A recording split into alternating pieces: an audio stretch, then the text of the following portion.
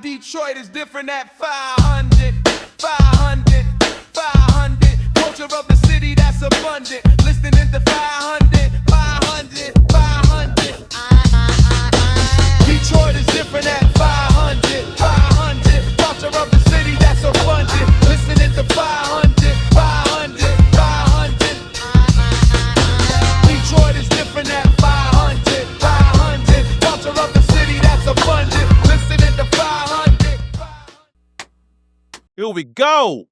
Back in Detroit is Different Studios with the founder, the starter, man, the curator of Detroit culture. Somebody who is, as the phrase, tapped in would be an injustice. Tapped in would be an understatement. We're going to say he has his finger on the pulse, but also his heart on the pulse of any and all things Detroit culture, music, politics, activism, urban farming, man. This brother, I am sitting here proud to introduce, speak with, interview Khary Frazier. What's going on, my brother, Kahn? I was like, okay, Kahn's going to do this because I had so much fun with your interview and I got to bring you back. People was like, you was talking too much, but thank you so much for this, my brother. Man, it's my pleasure, man. This is number 500 episode of Detroit is Different, man. And we going let's jump right into it, man. Okay. Because at 500 episodes, and you know, what we know is that people tap into different parts of the journey. You know, there's some people might have, hey, for some people, this might be only the 5th episode they've seen. True. Some people might have been with you from the start of the journey. So just start off by telling us, who is Khary Frazier? Who is this man behind Detroit is Different? All right. Well, I would define it as definitely a Detroit son, connected here. My family is so rooted here, especially like my mom's side. My dad comes from Cincinnati, but my mom's side rooted in Detroit. She was the first born here and on this block in this neighborhood, man. So Rosa Parks Boulevard, Linwood, Davison, Dexter, like this footprint kind of had a lot to do with my perspective of like how I see the world, not just the city of Detroit. So I would say I'm definitely soaking that up. And then also soaking up, this is my grandma's bedroom, man. This was my grandmother's bedroom. So what she was in being a choir director and leading the church group and playing the organ and kind of having that friendships that she had of what she did with Christ Presbyterian Church, which connected to, at that time, Reverend Milton Henry. My grandma connected me to like a little bit of that culture, what she always knew, always looking out for us. And my parents, entrepreneurs. My dad, Greg Frazier, CPA. My mom ran a flower shop before I was born, but then definitely worked right with my dad to grow that business. So I would say I'm a little bit entrepreneurship. I'm definitely family down home, and I'm West Side neighborhood. But as I always say, this part of the West Side got a lot of East Side culture inside of it. I like that. I like that. Not, like you said, a lot of entrepreneurship, definitely a native son to Detroit. What is it about your journey that led you to start Detroit is Different? Like, what was that path like to where you say you end up here? Okay, so it's hard to think back in time to like 2011, but like 2011 is when I start finding out about podcasts. And I like podcasts because it was like long form conversation, and I felt like it didn't have the interruptions of talk radio. My mom was big on talk radio, so like Tom Pope and way back in the day, we talking like Martha Jean the Queen, but also John Arnold and a lot of the other people that would be in the talk radio. My mom was like one of those people into it. I was like kind of getting the flow of that, but I always felt like talk radio didn't have the same continuity.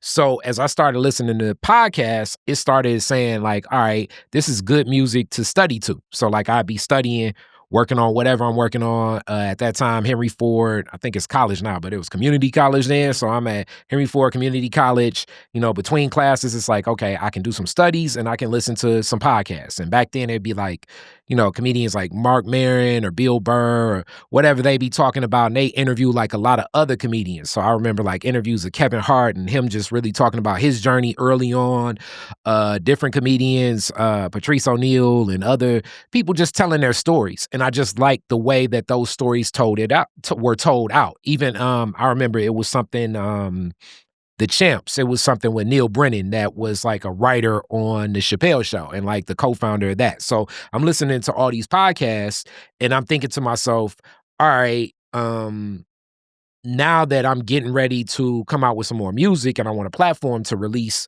what that'll be, let's start this website, Detroit's Different. And my friend said, no, you should say Detroit is different. And I was like, that's cool, but I'm definitely going to have a podcast because I want to introduce people to some of the culture of Detroit that I knew. So this is 2014 Detroit. So like really like 13 into 14. And I've always said Detroit is a cliquish town. And if you don't know or are part of that clique that's in the city, it's like not gonna connect to you. So I said, let me introduce people to the Detroit that I know. The Detroit that up to that point, like, I mean, I'm at, you know, even in a young age, like a lot of journeys that took me through a lot of different parts. So I was not, I say like in these cliques, but I had like connections to these different groups. So let me introduce people through a podcast and these long form conversations. So I start Detroit is Different in April of 2014 at the French restaurant at the time, Le Petit Zinc. And it was the headquarters of the Michigan Citizen newspaper at that time, off Bagley, not far from the main post office downtown. And I had a conversation with Malik Yakini, and then from there, I interviewed Henry Tyler from, I think a lot of people may kind of know, like the New Dance Show and everything like that they were doing, and Carolyn Strio was a rock and roller in Detroit,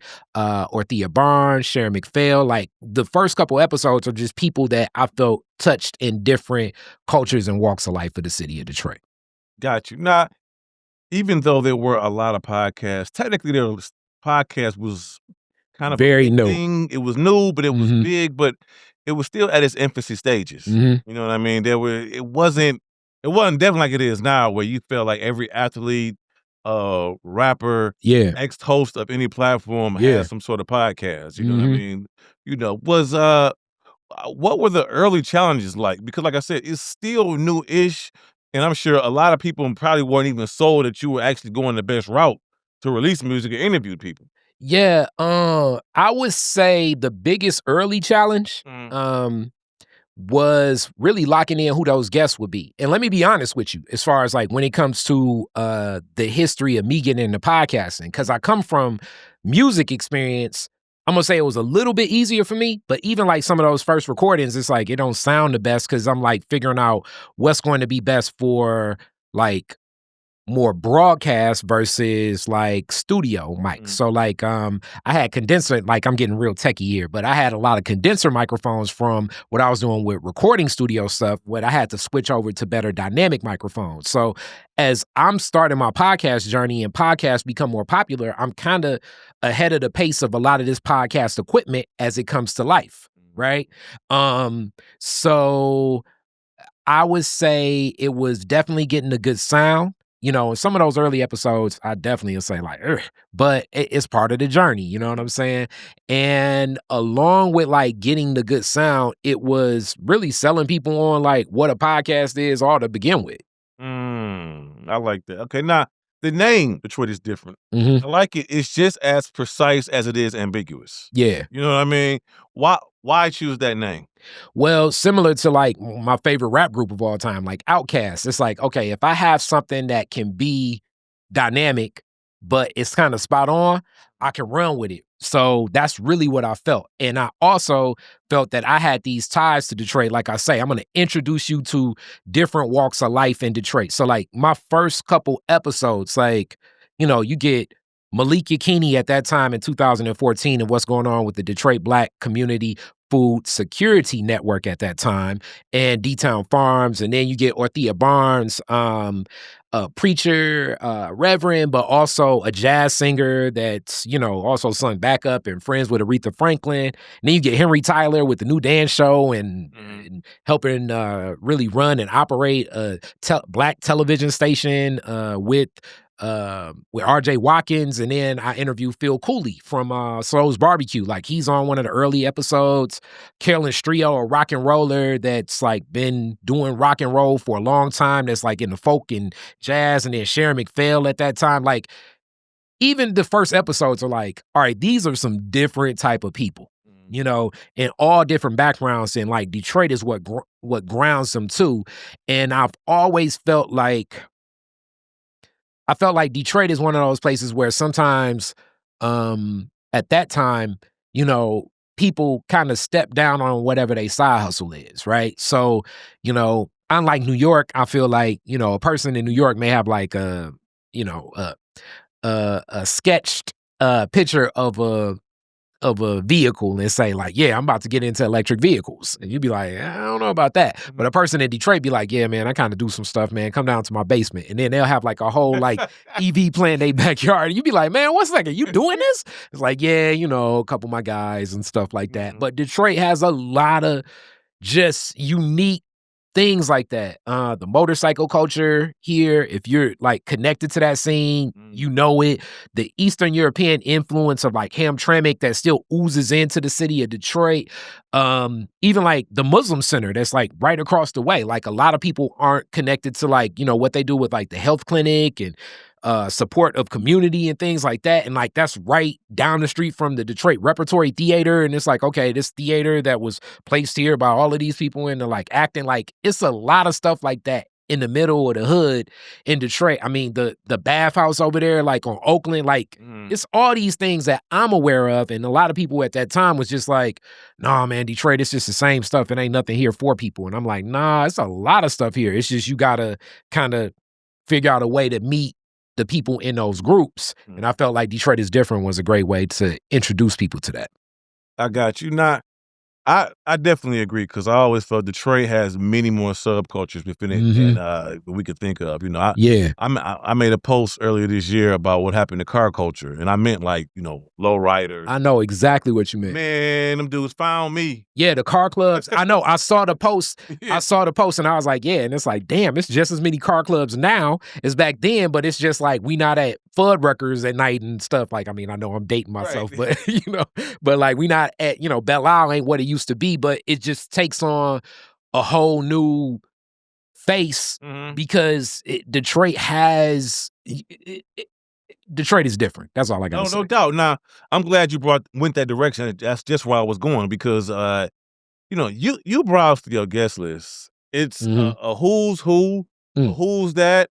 I didn't know that. I didn't know they did that type, you know, like journalist Alex Washington, and then Taylor Moore. You talked about Malik Yakini, who was a phenomenal musician, but also one of the day one in the urban farm. Yeah. Like the politicians, music artists, like there's just a wide variety. Give us a little insight, like how heavily is that curated? You know what I mean? Like, or is it just we open we 24. Whoever you got to interview, you, or is it just no? I take a lot of time and seeing who I'm gonna bring up here. I really want to be welcome to most people with stories. I'd say the toughest interviews are always younger people. Okay. Because it's just like a lot of life experience that's needed. Even though one of the youngest acts I interview right now, I just saw she was like on stage performing with she was like on stage performing with Glorilla or something like, but shout out, it's my homie Corey's daughter, but she did the best that I think a young person could do, because it's just enough experience, like the types of discussions we have, like what we had, you know, you just kind of need some experiences usually to come on. Detroit is Different. And I'm not necessarily against it. I think probably a younger person could take this mic and then like run with that in a different way, in that different medium. And as far as like the people, man, I feel everybody has that Detroit story. I want to capture it to tie them together, because so many of the stories, like I piece those stories together from the other stories. Like I connect it and I'm remembering a lot of it, especially when I'm in conversation. So one of the things that I found over time, because I usually start out with like, you know, what's the roots of your family? Where do they come from? And a lot of the Black folks that I noticed in like maybe the first 7 years of Detroit is Different, as I started like going through those questions, a lot of Atlanta and Georgia. These past couple of years, I've been running into a lot of Black folks from Mississippi with Mississippi roots here in Detroit, even though I'm very aware of the Mississippi connection to Chicago, because a lot of the migration patterns were through the train patterns, obviously. You know, but it's interesting. And also, you know, when you really go back into like some of those blocks and stuff, because I kind of knew it, we're being my grandma and the roots that she had in Georgia. And people would go down south and, like I assume this was commonplace, but, they would, if different families would go down south because you knew all the people from Georgia, you would have the task of coming back with different produce that are down there. So like, especially like it was a particular time of year when my grandma was like, yeah, we got to get them Georgia pecans. So then she talking to Mr. Mail because she know like, hey, you going and you got to get enough of that. It's a time of year where the watermelon in Alabama is going to be more ripe. And I'm not saying it tastes nasty, not then, but if you get it at the right time of year, man, Alabama watermelon is amazing, but you only know this because, the old heads is just sitting on the porch talking to one another, kicking it. That's back in the day. What I remember from this neighborhood, which is other neighborhoods that was very similar to that oral tradition of older generation sharing stories and you being privy to those stories to the point you know things and almost forget how you know them.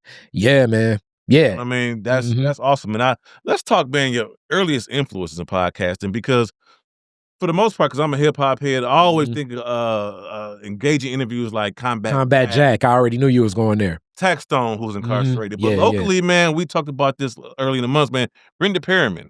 Like I said, before everybody went interview crazy, Brenda Perriman was bringing activists and just with Detroiters and pretty much anybody she felt was trying to represent Detroit in a positive way or just bring something to the table that is Detroit culture. Yeah. I mean, so who are some of your influences that you look to? As far as like the hosting style and everything, I listen to so much content and I thirst for it. So it gets in the flow all the time. But if I really had to think, man, who would I say like, yeah, I probably would be so much into that. I like Combat Jack early. For those that rest in peace, listen to Combat Jack. I liked definitely Brenda Perriman. I liked her on the show, but I think if I really had to pick somebody, because it's just like those arcs of stuff. I think those early Mark Maron episodes where he's just diving real deep into like a person's comedic journey and where they start, where they finish, how they get up in the arc. I thought that was like really impactful. And I also think that just as far as like conversation in the flow early on, and I think it's probably one of the largest Black podcasts now as far as listenership, but the read, like just the casual style of how they were having conversation, I really took to the read early on too. Got you. Now, is there any particular subject matter that you just lean to, maybe for personal reasons that, it could be politics, it could be urban farming, just something that is almost just as much about the heart as it is the content that you always gonna give people in that community a voice to? Not necessarily. I would say if anything, it's the neighborhood stuff. So like, so when you like, I stack different neighborhoods and communities together, like, when you told me like, yeah, man, Helen Moore, we was at the same church. So I'm like, okay, I know that church. That's the church where Northwestern, we had our senior pennant. So that's how I kind of know that church. And I was like, man, why is we in this old ass church? I remember that when we had our senior pennant. And then she told me, no, I still go there and I still connect to that church. So now it's like, okay, I think of that neighborhood. And then it reminds me of like Eric Cook in the interview over there. So like that community, like when people start talking about communities, it brings up names, faces, families. And if people kind of know that pocket of like I went to Northwestern, so I look at like West Warren and the number streets are a little bit different, but still kind of closely related. And all of that was what was over there. So like I haven't, Jar McKinney will be coming soon, but I know when she comes here and she talks about the Sound Conservancy and what she's doing with the Blue Board Inn, I know it's going to be like a lot of your story, Eric's story, Helen Moore's story, because all of that's still in that same pocket of like, okay, you have this strong faith-based community there, and you still had like a jazz community there, and you still had like a certain street element there, but like with a certain style and families connected. So that's how I kind of think of stuff. It's like I'm running associations just based on neighborhoods usually. But see, what I take from that is that you're very conscious of all the separate communities in Detroit and bringing to life those voices. And when you get a couple or get some good ones, you making sure you fill it out. Like that would be like that area, I believe they call it the Lower West Side. Yeah. Like you say, and so now you may got an activist from over there. You may have a politician from over there, whatever that. And I'm sure if you get a chance to interview representatives from city council, I'm not sure what district that is, but that would come into play too. Like, okay, and you filling these spaces out into all over the city in these communities. Yeah, and I'm gonna say that about that neighborhood too. A lot of times people talk about 75, but from these interviews, so many people talk about when 96 freeway really broke that community up. So I've had a series of interviews even uplift that. And now we're getting to what splits that community up, and you get one side versus the other side. And I mean, even though he'll never come on, but shout out to Steve of Steve Soul Food. Steve is just like, I just know Steve. Steve like, I ain't about to be on there talking all day. There's a lot of OGs I want to interview. Yeah. He's one of them that I just don't see coming on. Him, Bert, a couple of people. But these communities, and what they carry, and even when we're thinking about Olympia Stadium and Olympia Park, and if I interview somebody old enough, they're gonna be talking about yeah, we used to go to Olympia and see the Jacksons because it'd be down the street. So all of this stuff comes to play when I think of neighborhoods. I think that's important because I always felt that a lot of neighborhoods, it's almost like the Source Awards when Andre said the South got something to say. A lot of people feel like that about their neighborhoods. Yeah. The North End is one. Oh, a lot completely. of people feel like the North End is underrepresented and yo, we got something to say. We stand on a lot over here. We want people to say we here, we relevant. You know what I mean? Yeah, so when I hear North End, and I've interviewed a lot of people, shout out to Kalima. That may be one of my more fun interviews, or Prostell, or a lot of people over that way. But when I think of North End, I immediately think of Aknartoons. And if people know Aknartoons, I'm sure you knew. It was it was a soul food. It was it was a African centered soul food restaurant that it was so unique because it would be it'd be street dudes in there, Moors in there, the Nation of Islam will be in there. If you had to think of, let's say 1999, and you had to say, okay, you want to get a Farrakhan speech, a barbecue chicken dinner, some incense and some scones, and possibly I don't know, the new Rock Bottom album, it was one place that you could go, and it was Aknartoons, you know what I'm saying? But the beauty of that is, I think one of the hardest things I've tried to express to people not from Detroit, and I don't mean honestly, I mean just that live in the suburbs, is that different communities could be less than a mile away, but different communities. I was a 6 mile baby. Puritan was a half mile away. Yeah. But Puritan might as well have been 500 miles away sometimes. Yeah. Different community for good, bad, and indifferent. Finkel, 1 mile away is different. 8 miles, 2 miles away that way, different community. Yeah. Even though it's only 2 miles away, but it's different. So the voices over there are different. The representation is different, and a little bit, even though it's all Detroit, a little bit of the culture, a little bit of the flavor, a little bit of their norms. It's, people have so the fact that you've been able and conscious to bring that, knowingly representing those voices and those people into the podcast, I think is important. Yeah, most definitely. So when I think of 6 Mile, and this may be more of my West Side thought of it, I'm usually always thinking 6 Mile around. I'm thinking 6 Mile Southfield Freeway. I'm thinking Newton's Bakery. Yeah. I'm thinking a lot of the African and Caribbean shops that'd be up 6 Mile at that time. So this is my thought process usually, though I know 6 Mile is so much longer and vast, but it's certain neighborhoods where it's it's you got, I guess, 8, 7, 6, and Finkel, but Finkel stands out more, in different pockets. Around Cooley, it's if you're around 6 Mile and Cooley, that still feels more Finkel. You know what I'm saying? And then it's like, okay, you go a little bit further up, you near Mumford, it feels a little bit more 6 Mile. You go a little bit towards Livernois, it feels a little bit more 7 Mile. Like, I don't know. You know what I'm saying? It just feels that way. You getting into the University District, a little bit of a different culture over that way. Definitely. So definitely. Most definitely. Now, man, 500 episodes. Can you name any of your most memorable guests or moments from those guests that just definitely stick out? Man. So like definitely what stands out to like most people are like, you know, more like who they be like, man, I can't believe you interviewed them. But that's also sometimes the cool thing about Detroit is different. So some people pop up and say, you interviewed them? And then another person be like, I don't even know who that is. But I think that that's the cool thing about Detroit is different. So like one group of people know who Rocky Bad is, and this other group of people know who James Tate is. You know what I'm saying? Like that's the Detroit is different of it all, you know? Memorable moments, Detroit is different, like in studio podcast history. Definitely like those first episodes when I was live at Le Petit Zinc. That was memorable. I did an album release in 2015 where I interviewed Thornetta Davis, and it was at the Jam Handy. It was a fun interview of her.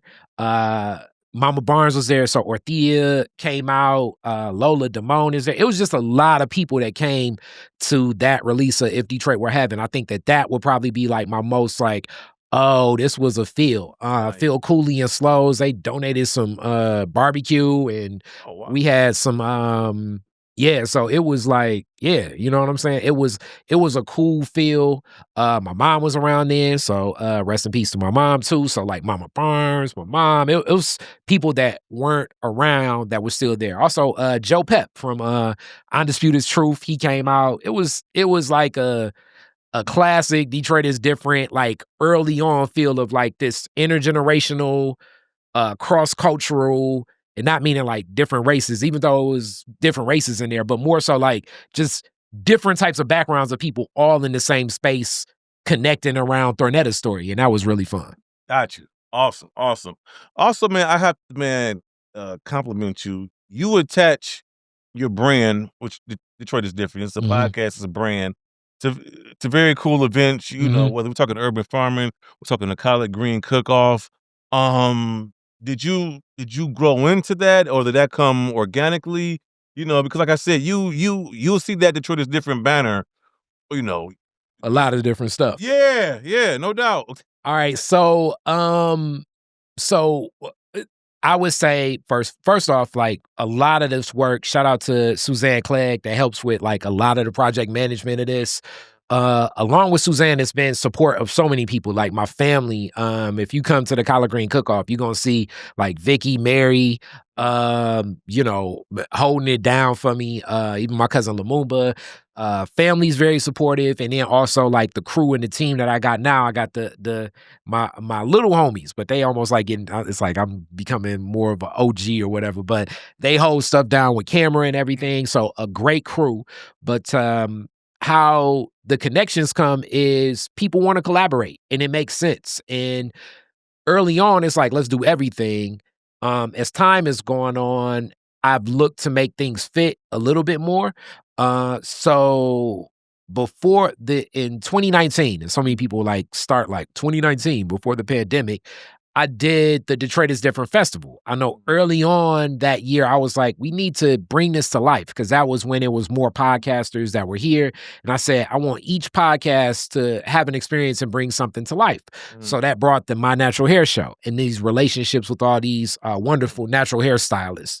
That also brought like the continuation of a series with female MCs that I've been doing with Piper Carter. You know, we found hip hop and women MCs, because Piper was like, don't nobody want to watch women in hip hop. I was like, Piper, I'll put a stage together and let's do it. And we've done some real cool things with like Mahogany, Neek Love Rhodes, Boog Brown, a lot of like just great MCs over time that we've done with the I'm the Rapper, She's the DJ, like the playoff of the Will Smith or Jazzy Jeff and the Fresh Prince. I'm the rapper. He's the DJ. We played off on that with like highlighting the DJs, the producers, and the MCs. And that's been really cool that we've done. The Collard Green Cook-Off came to life from a lot of studio series we did where we really didn't do anything in 2020 because of the pandemic. And I said, okay, if I'm going to continue. And during that time, we started the Detroit is Different Garden. And it's like, for me to pay attention to this, it got to be connected to something that I love. And that was podcasting. So I said, let's have outdoor conversations. And I'm going to have some of the artists I know do performances, hence like in a lot of land. Mm-hmm. And I think it's like a studio lot. And we just going to call it a lot of studio. And I did a Cash App fundraiser, and a bunch of people was like, yo, we bopping your Cash App. It was like, okay, let's do it. And I had money to pay the band, and we bought some speakers, and we had people outside, and we were going to close out one of those years with the Collard Green Cook-Off. And we had support for that day from, at the time, Regina Ann Campbell and Build Institute. So it was like, damn, we got to really do this now. So what does it look like? And that's how the Collard Green Cook-Off really came to life. It was an idea I had years ago from my grandma that was in Cleveland, Vale Scott at the Purple Oasis Garden, but just all the concept of like, okay, Black folks want to touch something, so let's create this. And since then, we've been growing with the Collard Green Cook-Off. Now, one thing I have to admire that you have done is that, you know, you have a very sincere and authentic audience. Mm-hmm. Like the people who tune in, who click on you every week, every other week, you know, they click because they know they're going to hear and see somebody from Detroit giving their authentically Detroit story. Mm-hmm. And about whatever medium, a practice, a profession, or a strand of entrepreneurship they're into. And, you know, you think about like other things a lot of us watch. Like there's certain podcasts, if the guest ain't slapping, I ain't clicking. Yeah. Or there's somebody like Joe Budden who I'll generally watch because, for better or worse, there's a compelling conversation that's going to keep that I want, you know, be locked into, or just kind of in my ear while I'm doing other things. You know what I'm saying? So how important was it to you to have that audience like, hey, I'm not going to have like, you know, a political or music celebrity every week, you know. I need to build this to where the person just wants to hear a good storytelling and good conversation that's unique to Detroit. You know what I mean? Because if you describe that to somebody, it sounds like the hardest road to travel. Yeah. But like, you ain't gonna have like a payroll here? Well, yeah, he may be here, but we don't like, you know, we don't want people to think they just go get like everybody big time from Detroit. No, we getting people who love the city. You know what I'm saying? Like I say, it seems like that's the hardest road to travel trying to build a podcast. I would say this, because I have a degree in marketing, and a lot of people know that I got a marketing firm that really pays for a lot of this. So Detroit is Different has a 501c3 Detroit is Different community group, but that came about in 2021. But before that, it's the money from the business that I put into this, or whatever people give. But a lot of business money goes into making this happen. So I would say this. Definitely, when I give advice from like a marketing lens of how to do a podcast, do not do your podcast like Detroit is Different. Don't do it like this. You should find a specific niche and just like drill down as much in that niche as possible so people know what they're going to get all the time. Now, for me, on the other hand, what I enjoy as far as like, this is what I connect most with.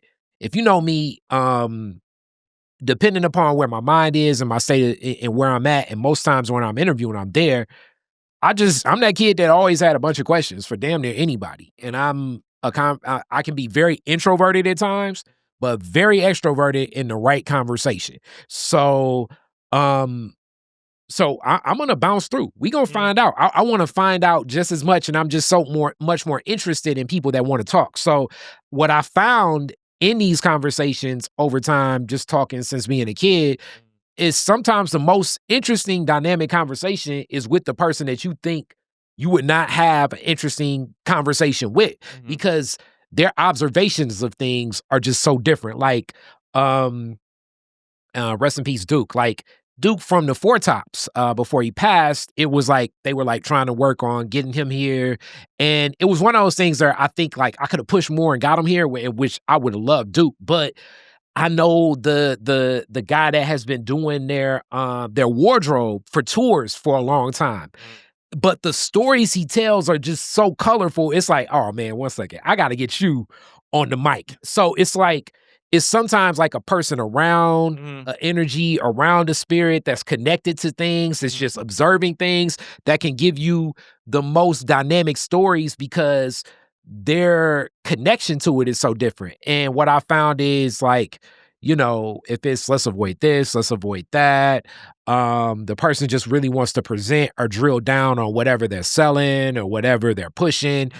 It doesn't feel like a free-flowing conversation. And the best free-flowing conversations are with people that feel like, really, it's like, I don't know why you want to interview me. Like it's the D-Dot driver. He was a bus driver for like 20 years. That's one of my, when we talk about memorable episodes to me, because we just talking about different routes from when I was taking the bus in school. I was like, hey, I know you got some fecal stories. And he was like, oh man, let me tell you. You know, it's like, what about the Woodward? You know what I'm saying? So it's, you know, that is colorful to me. Got you.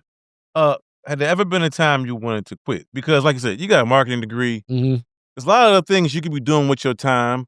You got a love for music. You know, there's a lot of other things within music you could have been doing to satisfy your creative appetite. You know what I mean? But you stuck with this. Yeah.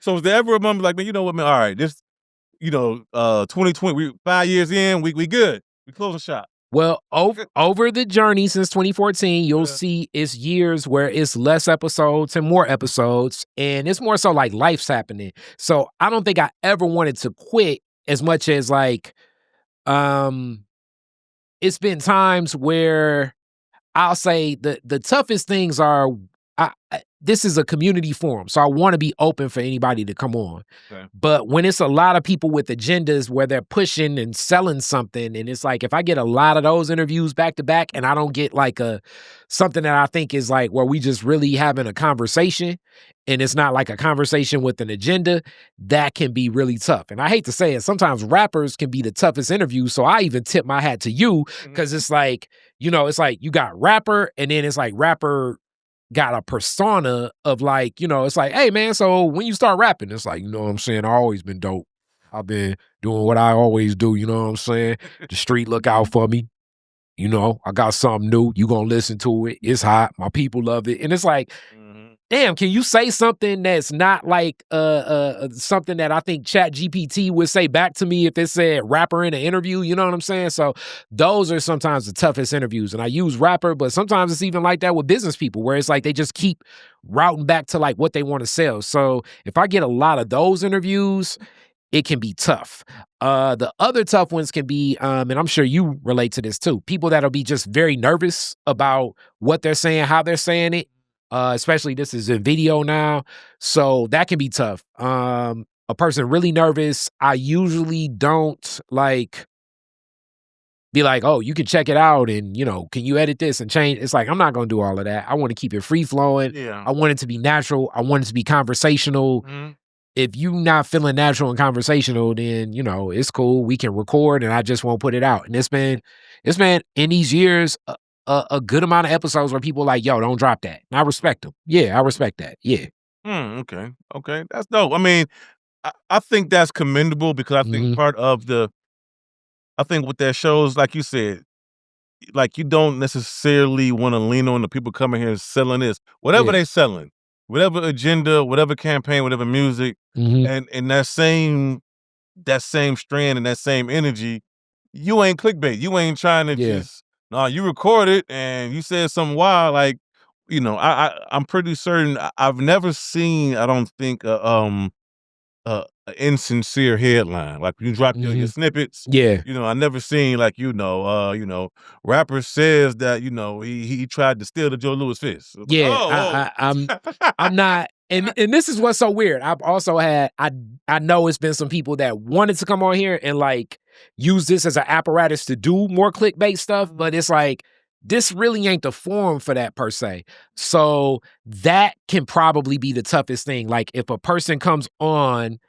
and their whole focus is really talking about someone else or like a business or another entity, and it's not like in relation. You know what I'm saying? That can be very tough. And I don't think it's just me. I think it's a lot of podcasters that we have to make decisions up, or just any content creation, what we want to do when it comes to a person that you clearly see has an agenda, defamation, possibly connected. I mean, what's so funny is like this weekend with we recording this the weekend after the No Limit Cash Money battle. And for a while it's been like some people connected to Mercedes people. It's like, yo, we could get her in here and she wanted da. And I'm like, I'm open to it, but you know, I think y'all should watch how I do Detroit is different. You know what I'm saying? Yeah. And know that that's how the forum gonna be. And it may not necessarily be what you're looking for as the right outlet. Though I welcome it if you want to do a Detroit is different. But if you want to do like a you know what I'm saying? This isn't like the place where you're gonna probably get a lot of clickbait stuff. Yeah, well, and not only clickbait, but I commend you on that, because my motto has always been, you know, especially, you know, me and you in a similar age bracket where we've lived through different rappers you know, passing away. Yeah. You know, from violence. And so I always said I would never pen anything that would cause two human beings to want to commit violence against each other. Oh, you know what I mean? And I get it, you know, I'm more comfortable with known things. You know, if a dude says on every platform, I don't rock with you, of course I expect him to say that exact same thing if I'm interviewing him. But we're not going to spend an X amount of time talking about how... It's like, why don't you why don't you go over there anymore? You know what I'm saying? I'm not that platform, you know? Yeah, but I think that's important, because I think in, like you said, in the grand scheme of thing of marketing and appealing to your audience, the few people, you know, or the several 100,000 people you'll get to tune in to a viral drama moment like that doesn't equal out to your authentic, you know, listeners and viewers that's going to be turned off because you did put that up. And I'm going to tell you, like, over time as it's grown, and we deal with all types of stuff. Like, even as I'm currently recording right now, I've like, with the success comes like things I didn't expect to happen. But I guess it's just like in the journey. So like this year, the YouTube account, my YouTube account for Detroit is Different was hacked into. So it was like, oh man, we got to go through how to climb through this. Like currently, as I'm speaking today, last night, the Facebook Detroit is Different account was hacked into. So it's like, oh man, we got to go through this. So sometimes as the profile raises, it brings all forms of attention, attention you want and attention you don't want. And just navigating what this is, I'm glad that I got like some relationships with people like in this space that have dealt with stuff like this, but it can get tough. And on to like that whole concept of when we talk about, you know, you want to make sure that the platform is something that people want to use and take advantage of. It also leads into like sometimes in comments, I have to be mindful, because some comments I do take down when it seems more like it's like defamation. Now, if it's like challenging something, I'm open to it. One of the clips on Facebook that man, I want to say it was like up to like 300,000, maybe even 500,000 views, was a clip of Helen Moore talking about her grandfather that was enslaved, and then from slavery, how he built in that Tennessee town, like taking pieces of coal and everything. But it just went into, I guess, like when that came out soon after the election, it became like a MAGA liberal Black history, Black fatigue, white racist like discussion that just started like spiraling, like where it's like, damn, I can't even really keep up with what's happening here. So the commentary and what's happening and monitoring the engagement of how things are happening, I'm definitely going to be paying a whole lot more attention to as I figure out, you know, how to navigate through these challenges of the new success that has brought more attention. I think, I'm glad you brought that up. I think in this current, I'll tell you, well, just from my experience and just dropping monologues, interviews. Yeah. Magna Climate has been tough because it's not that you don't want to ignore things or speak on things or just have genuine discourse or anything like it's just it just hijacks. Yeah, where we go so far from whatever we were talking about and we go all the way there. So even if it's somebody that, it's been a couple people that's like, certain things that I just know would be more salacious. And like back when we did the other podcast, like we had other vehicles for things like that, for more common conversation when people want to talk about like what's going on with relationships and black men and black women. And it's like, all right, I hear where that is and I know where that can go. And then where the commentary can spiral out and everything, I don't necessarily think that this is the right vehicle for it. I'm not against vehicles for that, but also refereeing where things go. And I'm glad that I've seen in a lot of other podcast journeys that like, yeah, the more you get into like it's funny you brought up Joe Budden because I liked it when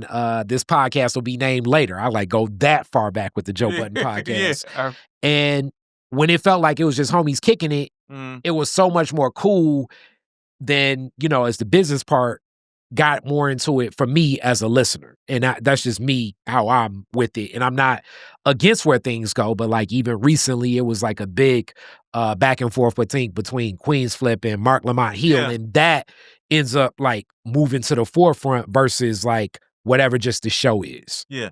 Although I think I didn't like the spin cycle that came out of it. Everybody kind of picking it apart to fit whatever narrative they were pushing. And some people just naturally spoke on it because it was an interesting discussion. And I thought, honestly, I felt that people in spaces like me and you, who we interview everybody from activists to intellectuals, people who are incredibly politically astute and to people who gonna ask you who's running again. Yeah, I thought that was a very interesting back and forth, and interesting in how to handle that space.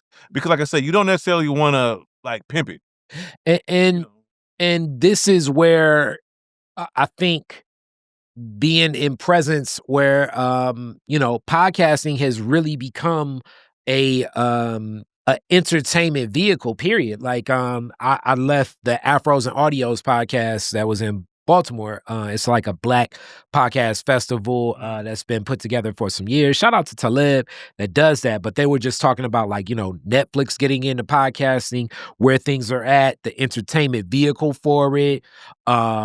And where do you go and what do you want to do with your voice? How do you connect with your audience? And right now, what it is, we have to be more mindful. So like a lot of the rules that I'm glad I've been in it for a while, and I'm even like flattered, kind of humbled that like it's people that's like when they talk about Detroit podcasts, they're like, oh, Detroit is different. You were like, cause like, yeah, I'm like an OG in this space, and it's like, damn, I've learned over time, and I'm glad that I've like built what I've built, how I built it, as far as the style of how I interview, so people can at least say to themselves, okay, this is a vehicle where it's definitely not going to get salacious. It's not going to look for the clickbait, but you can really get to tell your Detroit story.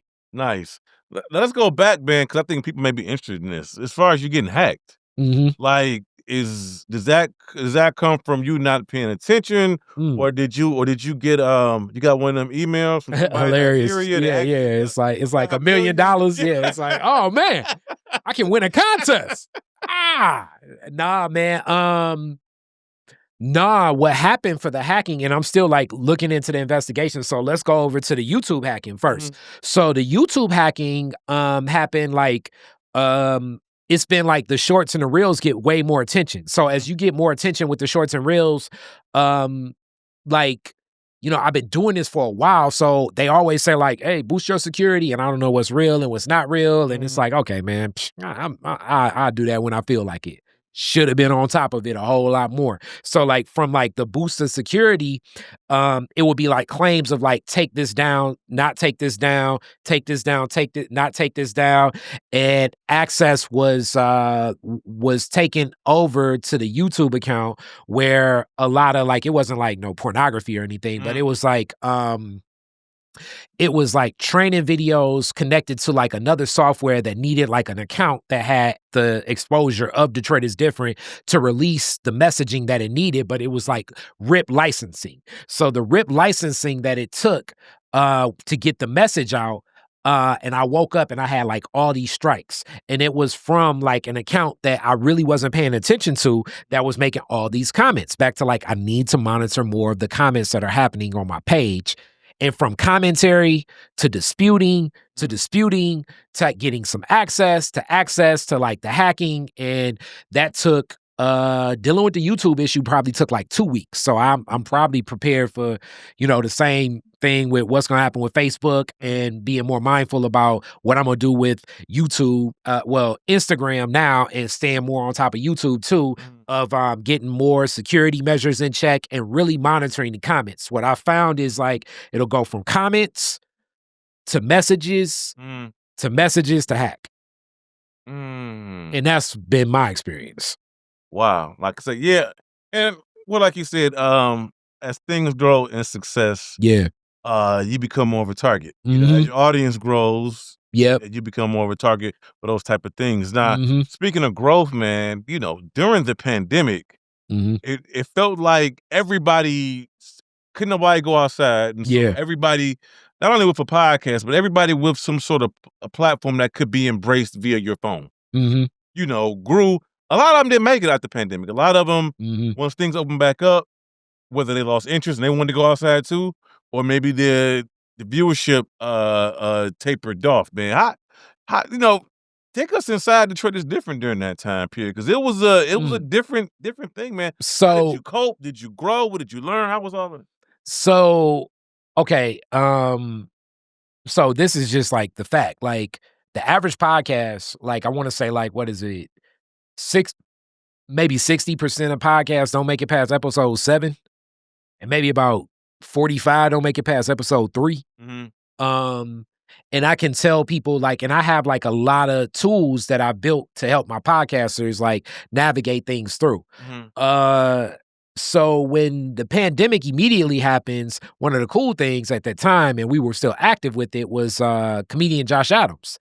Me and Josh was still doing his show, and I bounced in with Josh every now and again, and he kept staying active, and he really did one of the toughest things. He did the one mic podcast on himself, and I was like, wow, you getting good at that. And so Josh got going, and then soon after in that time, we remember George Floyd. And when that happened, I was like, yo, I got to call my homeboys, and I'm going to get like some different perspectives from some of the black men I know. So I call in like a lot of the dudes I know to come and give their take. The studio was set up a little bit differently then, but we were still 6 feet enough apart. And it was like, yo, let's get on the mic and let's talk this out. So we have some episodes about that during that time. And then when people really said, yo, I want to come in and get on the mic and talk, I welcome back a lot of guests. And what's so unique about it is up to that, shout out to Tawana Honeycomb Petty, poet, but Petty Propolis, but also in digital justice and everything. We have a podcast recording like before what was happening with the pandemic. And I was like, yo, the way this stuff is looking, we don't know what's going to happen. And it's like right when that episode dropped, like everything happened. And that was such an interesting year because in the Khary Frazier concept of stuff, it was like you get to that year and it's like, okay, this is odd. Kobe dies. And it was like, damn, for real? You know what I'm saying? And it just was, that Kobe death for people my age, basketball, it threw us. And then people were talking about COVID. And I remember being at the gym with my dad. And I was like, man, this is weird that they got those people still on that cruise ship. I don't know how I would respond. I'm sure they're going to end up with a great lawsuit. Like, that's what the conversation was. And it's like, well, we really don't know what'll be next. And then I go to the Piston game where the Piston play the Utah Jazz. And it's high in my mind because it's almost like when the NBA shut down, it seemed like everything else shut down. And Rudy Gobert, it was like Rudy Gobert, Donovan Mitchell. It was like I'm watching NBA TV because you all can tell I love basketball. So it was like the games may not be played tonight. Well, Utah's definitely not playing. And then it was like the games will not be played tonight. And then it was like, okay, games may not be played this week. And then it was like, NBA is indefinitely shut down. And then from the NBA, it just like rippled to everything else. And I was like, damn, this is different. And then you just watching CNN, watching like the death toll numbers and the numbers of cases, and you just looking like, damn, it's a case in Michigan. And it was like, damn, I was at that Piston game with the Jazz. I wonder, did somebody in the arena get it? Like, you know what I'm saying? Like, that was kind of really where things were at during that time. So immediately, not a lot of action going on. And I was one of the first people in my family to get COVID.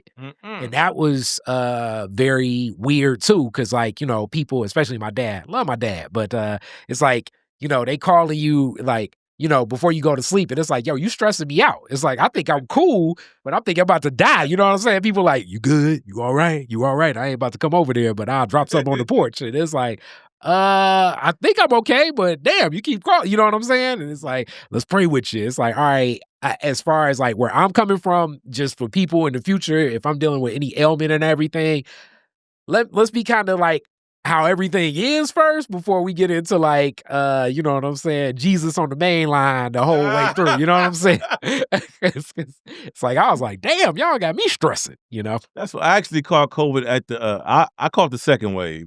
As the world opened up, I caught COVID at the Wale concert at the Majestic in January and February of 2021. Yeah. When they first started having live. And I mean, I knew it. It was nowhere else I went. It was like about 4 days later. I'm like, oh, shit. It was like, oh, man, this is why I know I shouldn't like Wale.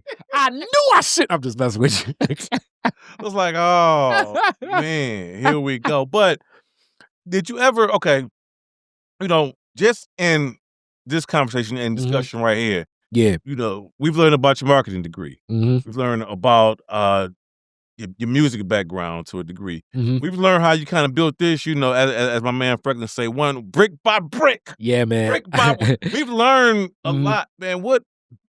Why have not you ever ventured into just a straight monologue platform for a little while? Kind of like my man Wayno do. His, you know, where he just kind of sits there for 15, 20 minutes about whatever he thinks because you got an opinion and a perspective from across the board in various things. You know what I mean? So what keeps you from going that route a little bit? So something like that will be coming. Oh, okay. Along with like me and you gonna do something soon too. Okay. So like 2026 will be a fun year.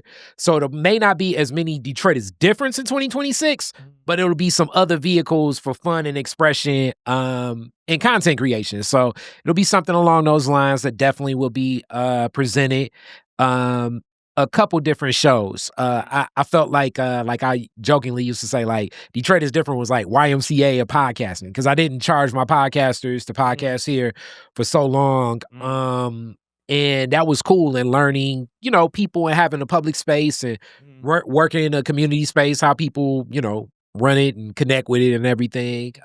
Shout out to Joe Black, that's been like the audio lead engineer here for since then, and what's become of it. But now I'm looking to launch some different content in different ways, and it's gonna be fun. So yeah, something like that will be coming. Nice. So how many? Okay, your podcast, Detroit is different. Does anybody else broadcast out of this space Currently, or just the history? Like, what's the most? Oh man, how many people have come through here and utilize the space? You think at the height it was like like running in a month, I would say you would have maybe 14 different podcasts using the space. Oh wow, yeah.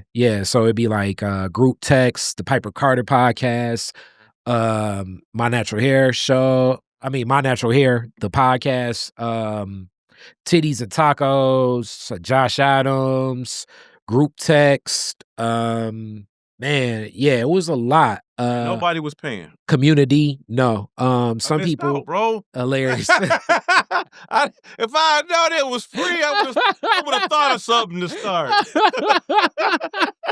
I would have thought of anything. It's free. Come on, y'all, let's go. And the main reason I want to say that was because I come from the recording studio background, and when I ran the basement studio, what I found was that, you know, when people pay you an hour for their time, they feel as though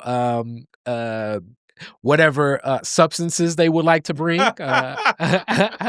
whatever romantic partners they would like to bring, whatever whatever dice game they would like to bring. It's like, oh man, I'm paying for the time, and it's like, nah. Let's establish a different rapport with this. And I felt like I wanted more people to just come to Detroit as different, because most of my opportunities in life I've only amplified by sharing them with others. I look at so many of the blessings and opportunities that I've been given, and I'm about to be given a lot more opportunities moving forward. It's from being collaborative. It's from collaborative creativity.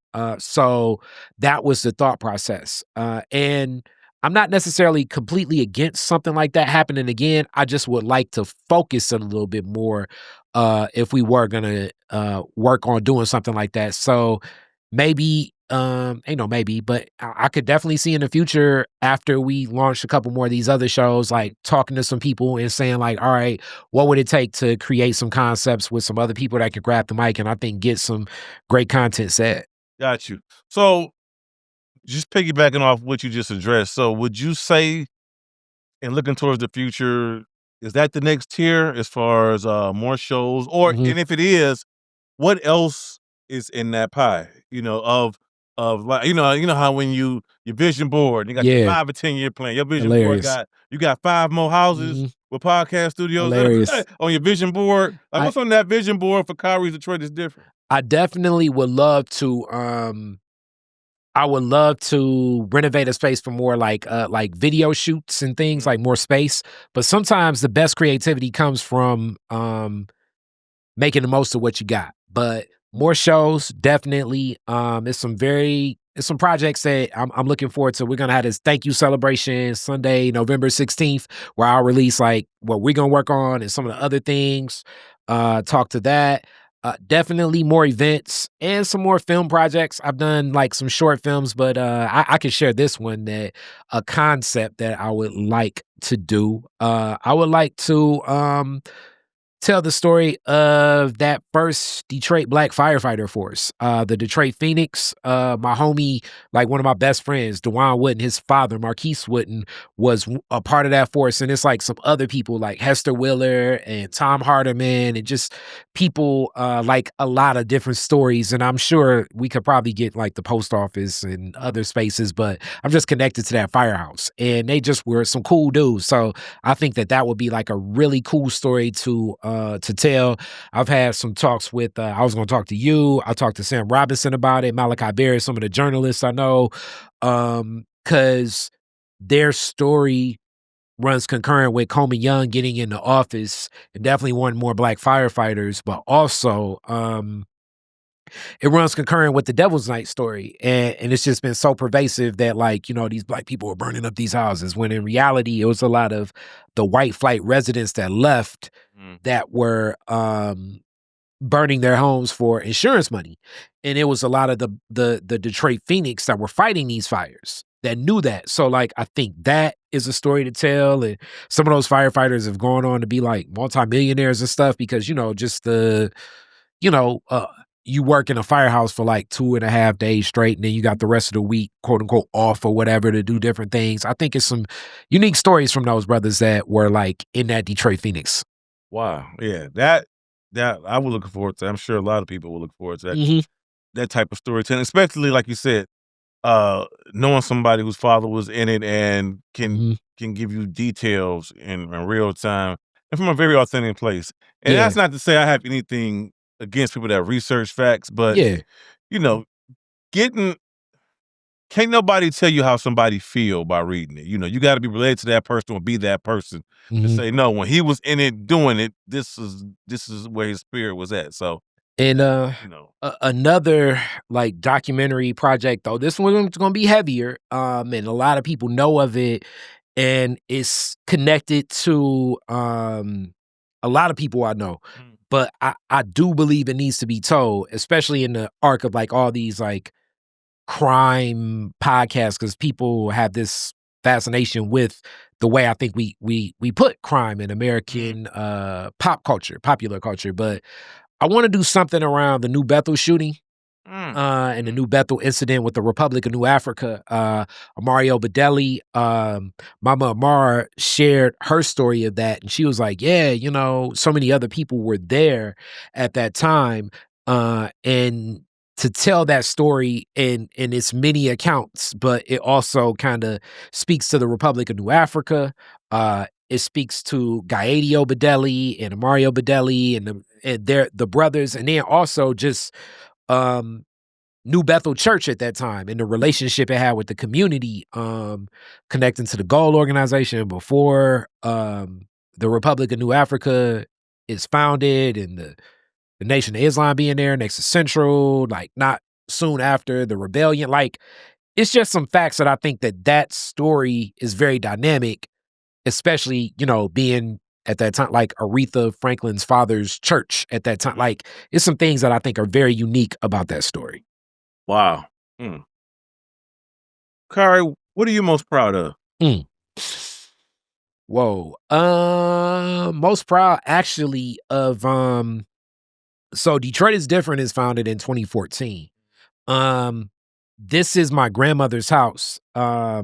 It was actually like, anybody ever buy a house, it's like you sign a lot of stuff, but property I bought. But I'm most proud that opening up Detroit is Different, this incubator space, because that's what I call this space. It was with my mom. My mom, before that, my friend DeJuan that I talked about, he was here, and I was like, okay, we were thinking we were gonna get my granny from Cincinnati to move here. But granny was like, hey, and I was like, okay, I'm gonna do the studio over here. And then I said, let me work with my mom a whole lot more as putting this whole vision together.